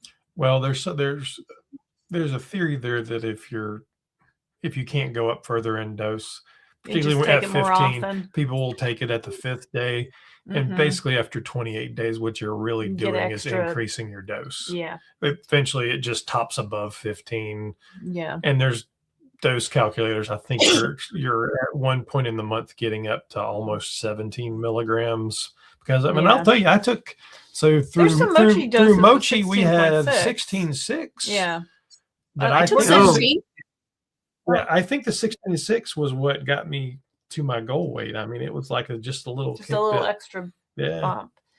And there's extra in the vials usually, so Yeah, I mean, I talked to somebody the other day. He was like, I didn't realize I was only supposed to draw out the whatever the units were from the Lilly direct vials. I just drew everything out and took the shot. Yeah, and the Lilly direct vials. He's like, and I've always done that. I'm like, well, then you titrate it. It's fine. It kind of is what it is. Oh, well. As long as you didn't have side effects, Get your money's worth. Okay. I paid for this. I'm going to get it all out of there. He just didn't know. It wasn't any intentional. I guarantee you when that person was in school and they had that test that one day where it says, now make sure you read the directions. And the direction says, go to question number 10 and write E and put your name on the paper and you automatically get an A. I guarantee you that guy. Oh yeah. He filled out that whole test. He did. He filled out the whole test. Yeah. What about you, Shay? Have you done any split dosing or talked to your doctor about it? I've only been on the pen, so it'll be interesting when I get to this 15 if I feel the need to, tweak some things. But right now I'm just kind of like following, along, doing what I do, taking my again, minding my business and drinking my water. That's what I'm doing. Awesome. So we will see. It'll be interesting when I get to 15.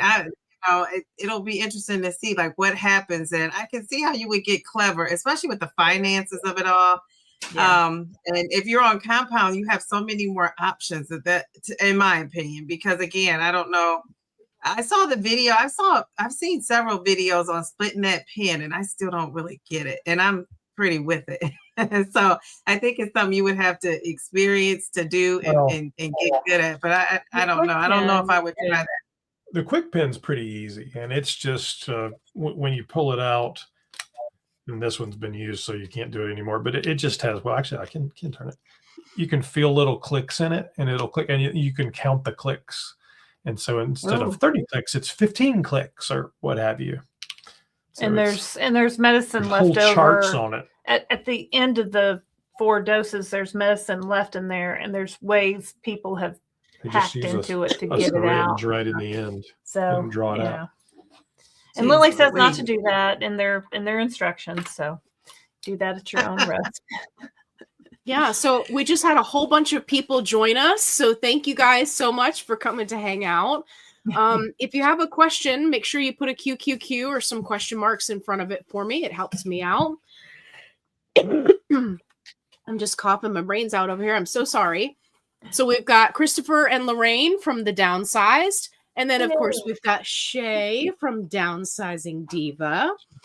So I wanted to make sure that I reintroduced everybody since we had a whole influx of people just flood in here. By the way, did you guys hit the like button? How are we doing for likes? Make sure you hit the like button because that tells the algorithm that we're having a good time and it pushes it out there so that we can all, that's right, we can all have a good time. We're always having a good time.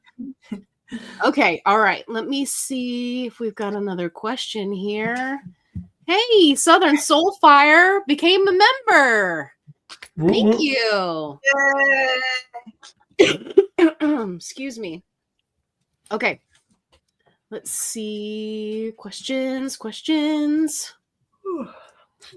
The dogs are just walking around back there. They're just like, hey. Yeah. They were taking a potty break here for a minute. So, okay. All right. DDS says, hey, everyone. Well, hey there. On week 10 of Zepbound, down 25 pounds so far. Excellent. Best decision I ever made. I love that. My insurance covers minus $25. I feel like I hit the lottery. Absolutely. You definitely hit the lottery. You did. Continued success to everyone. Love that. Thank you. Yeah. Sounds like it's doing great, right? Yeah.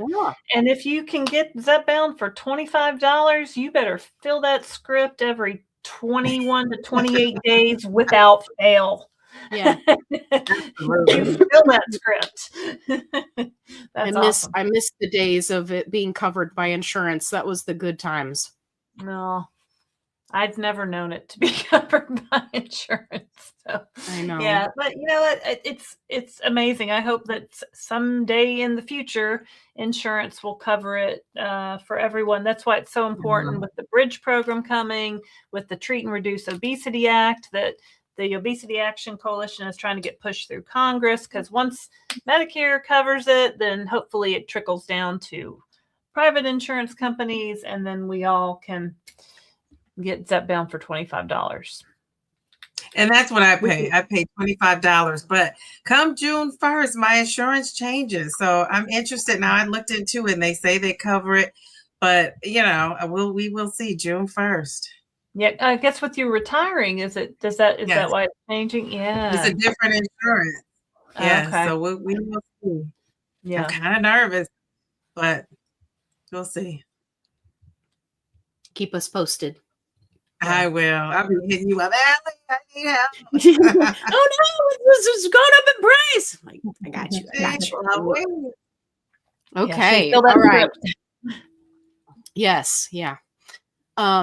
Okay, LKW says, what dose do you feel the anti-inflammatory effect? My first blood tests after starting Zepbound showed high CRP, lower GFER, I'm so sorry, and other weird results in red and white blood cells. So yeah, Carol, you are diving deep into a blood report there. Well, I mean, I did love a video on inflammation, and the thing about the anti-inflammatory effect or the inflammation that Zepbound helps take out of your body, that works from that goes on from the very first shot. Like, you don't have to lose weight before you get that anti-inflammation effect. It starts right away, and it takes inflammation out of your brain, out of your joints, out of your everywhere all at once. So if you're having weird different readings on blood tests, that's a doctor But question, just like weight loss, 100%. it's going to depend on you. So right. do you have other comorbidities? Do you have diabetes? We talk to people who have Sjogren's disease, who have all these other things going on, lupus and things, Yeah. that it's going to be, all of that is going to factor. The medicine is going to help for sure, Yeah. but what else is in your profile that's going to impact it? Yeah. And I would talk to the doctor and have them clarify and explain what all that means. Because I've seen that too with some of my blood work. I'm like, why are my red blood cells this way? And they were that way before. And what happened to my white blood cells? And she broke it all down and explained it. And it turns out I was just fine. But I started to feel those effects before I got on the scale to weigh in for the first week. I just thought, geez, Louise, I woke up and my knees were feeling good. I ran down the stairs instead of, and ran up the stairs instead of taking my sweet old time. So I felt it right away. Yeah. And you can throw your blood test results into ChatGPT or Claude or one of those, and they do a pretty reasonable job. It's not a doctor, I but always Google my it'll give you a results. good idea of at least questions to ask your doctor. Mhm. And the challenge of all these tests that we do is very often the shifts in them, unless you're actually trained to read them, are terrifying to look at and meaningless. So Right, all at the same time. Yeah. Just a doctor question. Yeah.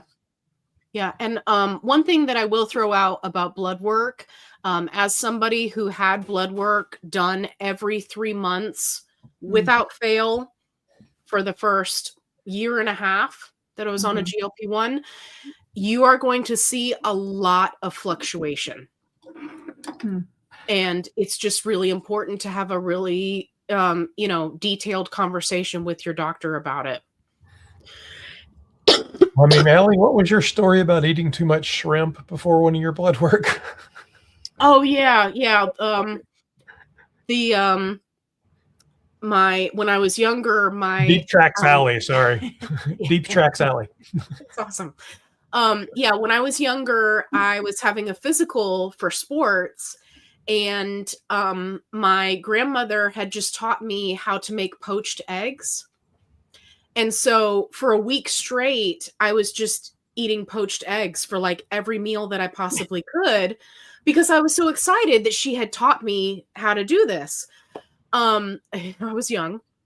So anyway, I went and had that physical, and the doctor was like, your cholesterol is through the roof. What's going on? And my dad was like, what is happening? And so then he had to, anyway, we figured it out. And the doctor was like, don't do that. And who eats that many eggs? Like, what? And I'm like, I'm sorry. I have ADD and I hyperfixate on things. It was a lot of fun and it was delicious.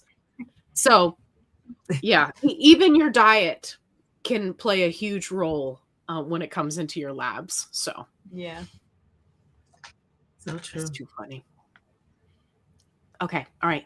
Let me see what we got here. I'm just trying to make sure we don't miss anybody's questions. I'll be so glad when I'm not sick anymore. Okay. Here we go. Lexi's talking about nailed it on the emotional munchies. I wasn't feeling the best the other day and realized the hunger was due to emotions and not true hunger. Yeah, that emotional eating can still get you even when you're on a GLP-1, because maybe you're sad and you want a donut, or you're happy and you want a donut, or you're bored and you also want a donut. Lorraine, have you been watching me today? How did you know that I ate a donut? Oh, really? Donuts are my favorite thing. I always use donuts as my example of. Yeah, for the first time in a long time, I actually ordered donuts. So that's funny that you mentioned donut. Oh, yeah, no, yeah, that's my favorite thing. That's too funny. Donuts. Everybody loves donuts. Time to make the donuts. Yes. Oh, Midgie, she brings up a good point. Shed offers dietitians and health coaches. Yes, they do. They're also doing skincare. And I got a text message about something that they're doing. It's some kind of one-on-one treatment thing. I got to get more info on that. You know, if you're somebody who needs additional support. And I was like, oh, I love that, you know, because so many people, they have challenges, right? When it comes to finding a support system, like maybe their family's not supportive or their friends or whomever. You know, we still got a lot of stigma, unfortunately. Yeah. So, okay. Let me see if we can catch up to the questions. Lady Jane Gray says, Allie, make no mistake, you are out of control. You Out are of control. 1,000,000% correct. Yes. Every day. Every day. Okay.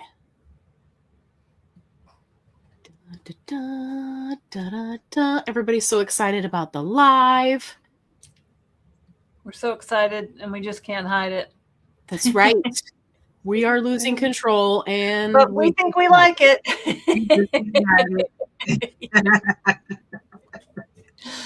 That's right. Stormy's right on point. Make sure you guys like and subscribe. If you're not already subscribed to the Downsized or Downsizing Diva, you got to do it. Stormy lives in North Carolina, I'm pretty sure. You know, the Brady Bunch, when they were in the little squares and they're looking. I know. I love that. These squares do remind me of the Brady Bunch. Yeah. It's too funny. Okay. Here's the story of a girl named Allie. That's right. Great Cat Lady in LA. Woo woo. Where's JoJo? And why isn't she here? Where is JoJo? She's in the house. I don't know where she is. JoJo is somewhere in the house. JoJo does what JoJo wants to do. Well, it's hard to say. JoJo! You know, Olivia's downstairs. I bet she's with Olivia. Olivia likes to carry her around like a baby. It's too funny. JoJo loves that. Right. Pep with Pam says, can you take all the medicine and put it in a sterile vial? So I'm gonna grab this one. So Pam, I actually have a video on how to do this. So I always recommend that you talk to your doctor if you're going to be transferring to a sterile vial. But I do have a video on how to do it. So go check it out. I would proceed with that extremely cautiously, because you don't want to introduce any bacteria into it that could possibly hurt you, multiply and hurt you. Just, exactly. That's what I say. Yeah. Always talk to your doctor first. Yeah. Yep. Okay, Midgie says, FYI, the guidelines for disposal after 28 days are based on clinics, doctor's office, hospitals, multi-punctures times 28 days. Better Living did a short that explains this. Oh, interesting. Okay.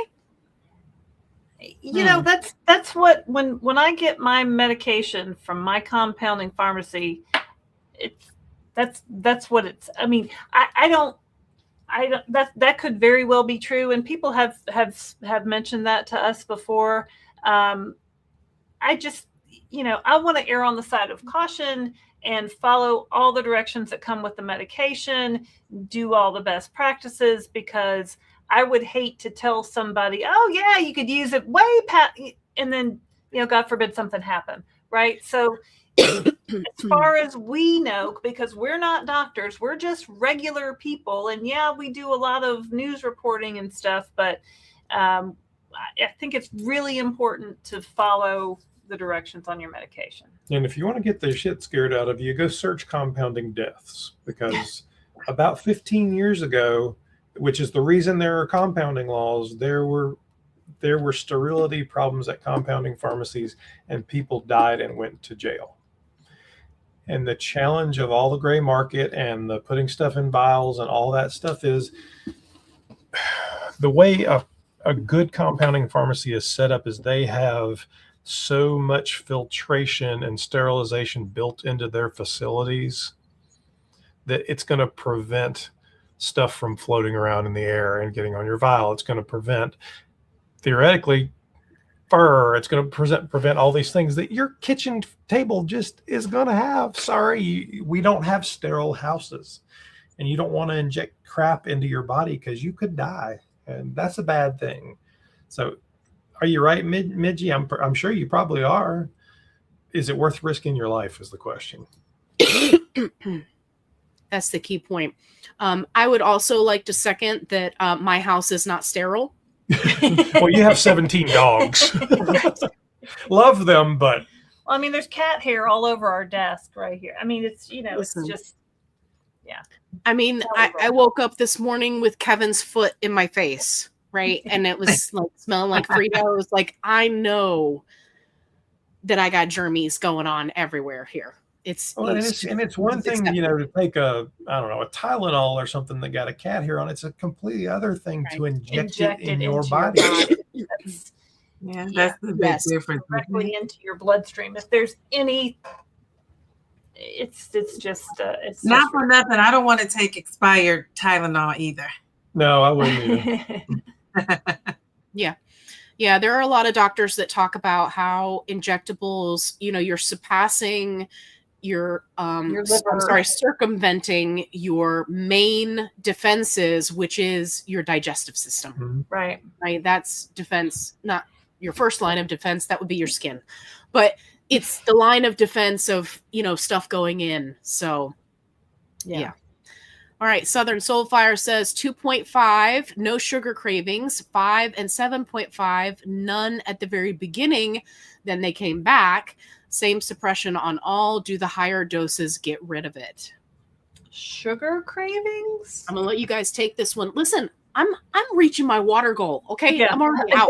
Yeah. I'm gonna get my water because I need to reach my goal too. I mean, I think sugar cravings are something different than food noise and being hungry, right? So when you eat sugar, your body craves sugar. It's like a vicious cycle. The longer you're off sugar, the better. I mean, theoretically. So are you eating sugar? Are you craving M&Ms? Are you craving, because the challenge of sometimes, as well as when you eat too low a carb diet, you might need some carbs in there.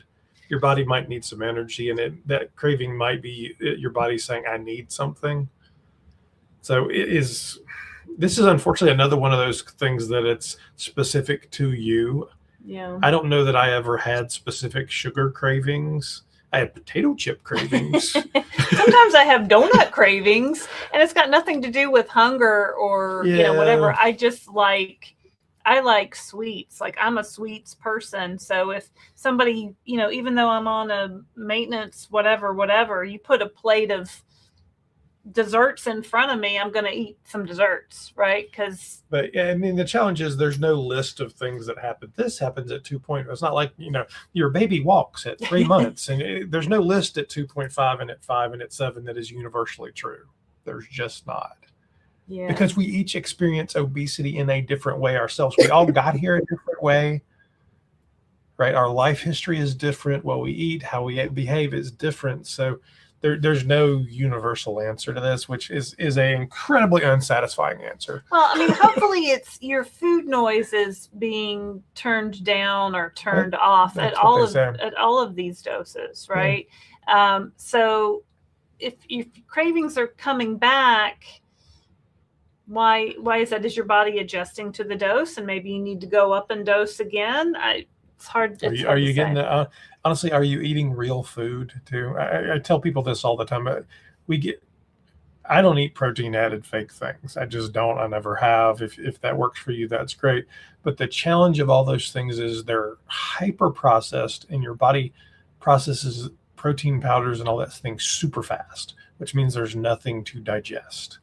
And digestion creates natural protein bars are kind of thick. Digestion creates natural GLP1s, and your body needs to be able to do things. Right. So if you're getting everything in that's all liquids and powders and eat a chicken breast, do some real things. But I want a donut. Yeah, well, we all want a donut. Yeah, it's sometimes you're always going to want those things just because you like them, and I don't know that you kind of have to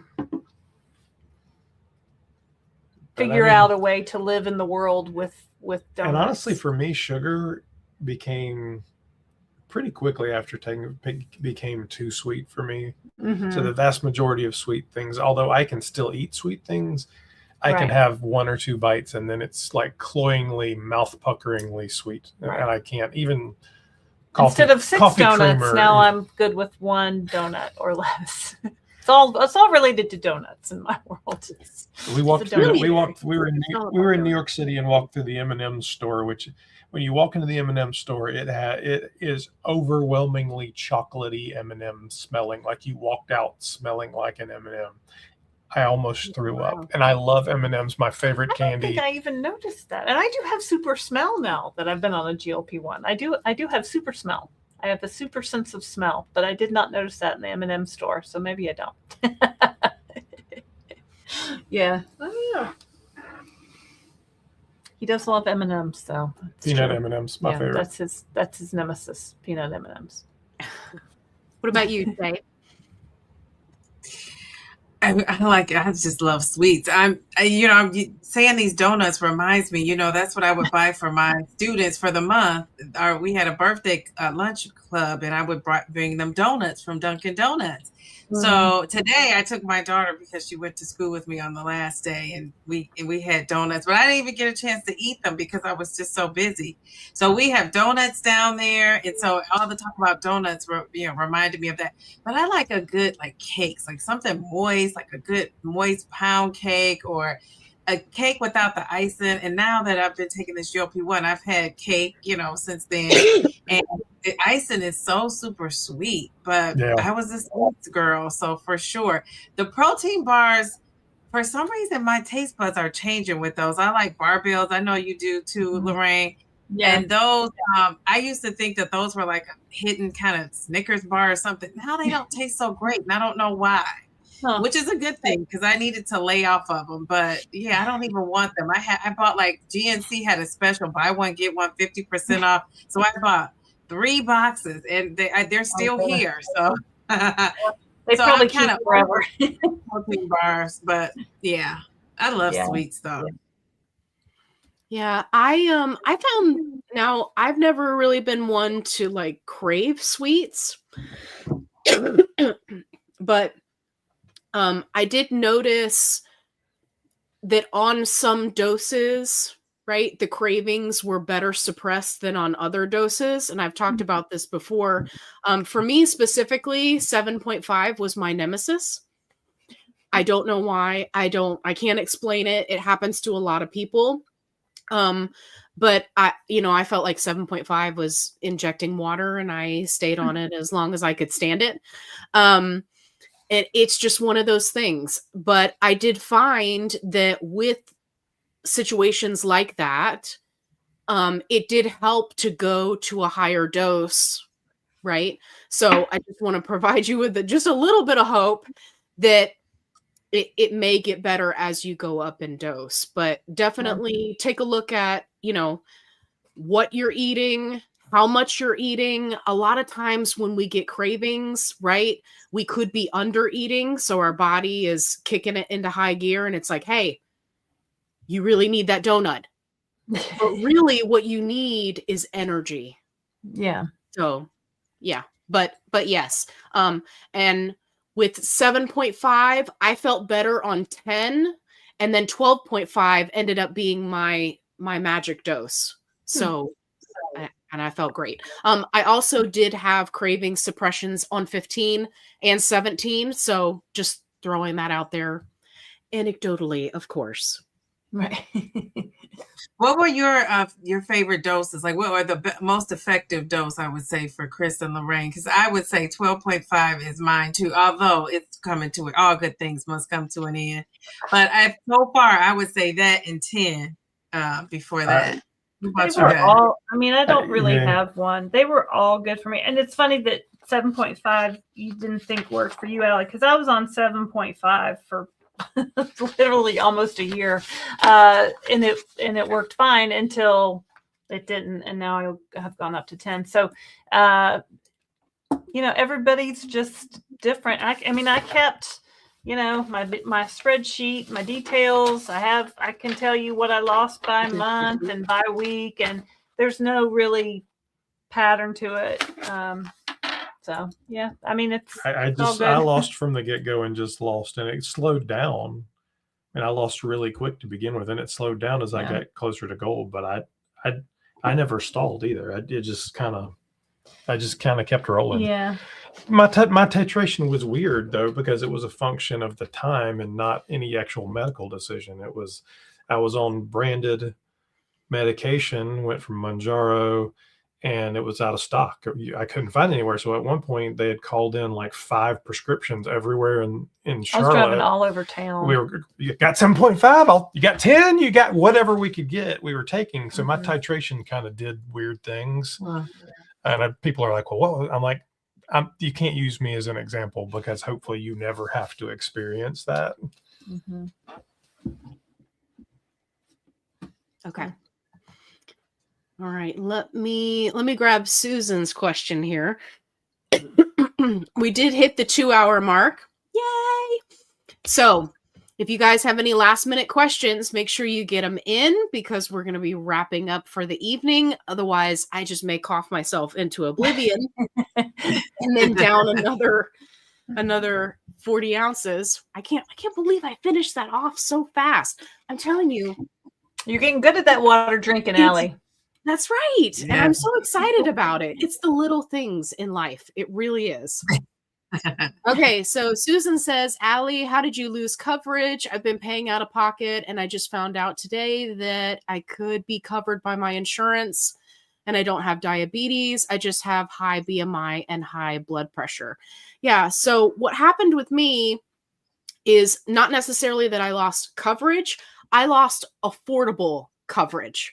So my employer changed insurance at the beginning of this year. And then, of course, I went to get my refill, and it was like, hey there, just so you know, Sam's Club is awesome. Are you aware of the price of this medication? Right. They called me and they were like, hey, so you have been used to paying $25, but now it's $500. And I just wanted you to know before you came and picked this up. And I was like, you are so sweet. Thank you so much for calling me. I'm going to go cry now. Just go ahead and hold the medication until I can figure something out. And then I was doing the coupon, and I was trying to, work all the angles. So yeah, so it's not that I quote unquote lost coverage. I just lost affordable coverage because they changed the tier that Mounjaro was in. Yeah, probably went to tier 4. Bastards. Yeah, so. That's unfortunate. But now I get my medication through Shed, so I'm like, hey, screw you guys. I'm not paying your $500 a month. Yeah, I mean, thank goodness for compounding, because if you don't have coverage, we don't have coverage. There's no other way. We could have afforded it, and it's still expensive. So I don't know. Yeah, absolutely. Okay. I'm just going to fly through here and make sure we don't miss any questions. We got a weird question. Lish. Hey, Lish. Okay. Weird question. How do you dispose of vials? I don't feel good about throwing meds in the trash. I have a Sharps container, but I've been saving vials in a bag. Okay. Well, I don't ever leave any liquid in the vial. Yeah, I get it all. I get every drop out. We do throw ours in the trash. If you feel better throwing it in your Sharps container, I mean, that's not coming out of that. Many municipalities, if you look on their county website or their city website, have a way to dispose of things. Like we actually have a dump you could drive to and take your batteries and your Sharps and paint and all kinds of things like that. And there may be something in your town that you'd have to look for it. I don't know where you live or what you do, but it's local. I mean, there's so little left in it. Now, I can tell you that part of that bud above date 80 issue degrees, it's water anyway. After it hits temperature and after it hits so much age, it's really just water. Yeah. There's not much left to it. So for me, I looked up in my county because I live out in the middle of nowhere. And so what they recommend is any kind of thick plastic container. Mm-hmm. So think like a laundry detergent container. I get the big like 64 ounce giant jug of milk, so you can use that. Just think like that thick plastic, not the thin flimsy plastic, and they recommend that you put it in there, and then you can write on the outside of it glass or something like that, so that if it is being sorted, somebody doesn't obviously open it up and it's got glass in it. So yeah, but definitely look up, what's recommended for your area. Yeah, it's like the Sharps disposal varies from place to place. But I have a Tides Pod container, and we write Sharps and a Sharpie all over it, and then per our local guidelines, I can wrap that in packing tape or duct tape and just throw it in the regular trash. Now, make sure, before you do that, you check with your local disposal methods and, see what's approved in your area, because not every area you can do that. Absolutely. We will send someone to your house, and Sold by Storm knows where you live because he's a realtor. And he can look your house up on MLS. I just spotted that when I was going through the comments here. I thought that was a good one. That's funny. Okay. All right. So we have reached the end of our birthday party tonight. Thank you guys so much. Huge thank you to Christopher and Lorraine from the Downsized and Shay from Downsizing Diva. Thank you for inviting me. I'm so glad that everybody got to come and hang out. We had an awesome time. If I missed your questions, I'm so sorry. I know I like to try to get everybody's questions, but we just had a full house tonight, and I was really doing the best I could to just try to get as many questions in as I could. If you're watching on the replay, please make sure you put replay in the comments, because I love my replay crew. If you haven't subscribed to the Downsized or Downsizing Diva, go do that now. Right now. Well, wait, go ahead. Just go do it now, because if you think you're going to do it later, you're not going to. Okay. You're going to forget. Just go do it now. Okay. All right. Parting thoughts. Does anybody want to leave anybody with any parting thoughts today? Deep thoughts with GLP1 Jack Handy craziness. Deep thoughts with Jack Handy. My parting thoughts, I'll say my parting thoughts are stay patient and stay consistent. That's the message I've been giving to my subscribers and anybody watching my channel. And that's the message that I've been giving myself as well. I'm taking my own advice. Stay patient, stay consistent. I'm with you, Diva. I mean, it's, mine is just take the shot. And I tell people that all the time. And they're like, it's not that simple. I'm like, but it's not that hard either. It's the consistency that wins.